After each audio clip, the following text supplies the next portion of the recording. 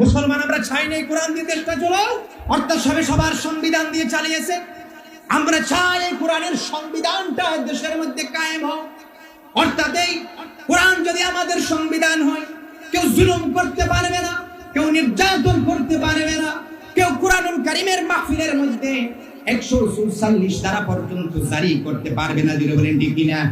আমরা যদি 1400 বছর আগে যদি আপনারা জানি, ইতিহাস যদি খুঁজেন, যখন মুহাম্মদুর রাসূলুল্লাহ সাল্লাল্লাহু আলাইহি ওয়াসাল্লাম কোরআনুল কারীমের দাওয়াত দিয়েছিলেন, প্রথমে যে বাধা দিয়েছিল সে ছিল আবু লাহাব, বিশ্ব নবীর চাচা। এই কোরআনুল কারীম সূরা আল-লাহাবের মধ্যে আবু লাহাবের কথাগুলো রাব্বুল আলামিন তুলে ধরেছেন। যখন আল্লাহর রাসূল কোরআন দিয়ে যখন মানুষদের কাছে ইসলামটাকে প্রচার করার জন্য তিনি যখন দাওয়াত দেওয়া শুরু করলেন, তখন সর্বপ্রথম বাধা দিয়েছিল আবু লাহাব। আমরা দেখলাম বিগত সময়ে এই কোরআনুল কারীমের যদি মাহফিল চলে, এই কোরআনুল মাহফিল যদি কোরআনুল কারীম দিয়ে যদি কোনো তাফসীরের মাহফিল চলে, দেখা যায় 144 ধারা পর্যন্ত জারি হতো। এই আকাশের মালিকানা আল্লাহর, জমিনের মালিকানা আল্লাহর, আইন চলবে দেশের মধ্যে, জমিনের মধ্যে আল্লাহর।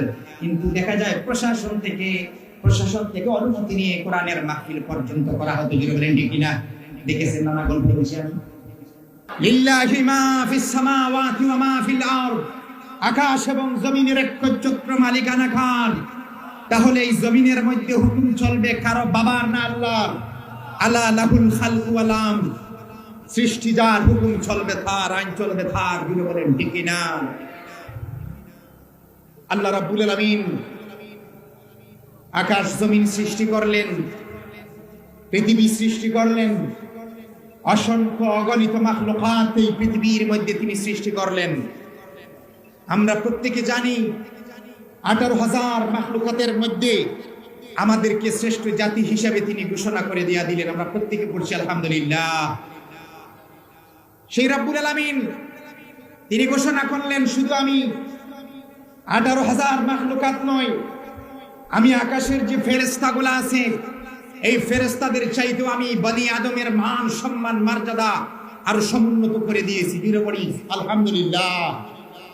অর্থাৎ যখন তিনি ফেরেশতাদেরকে বললেন বনি আদমকে সেজদা করো, এই সেজদা দেওয়ার মাধ্যমে রাব্বুল আলামিন বনি আদমের সম্মান বাড়ালেন না কমালেন?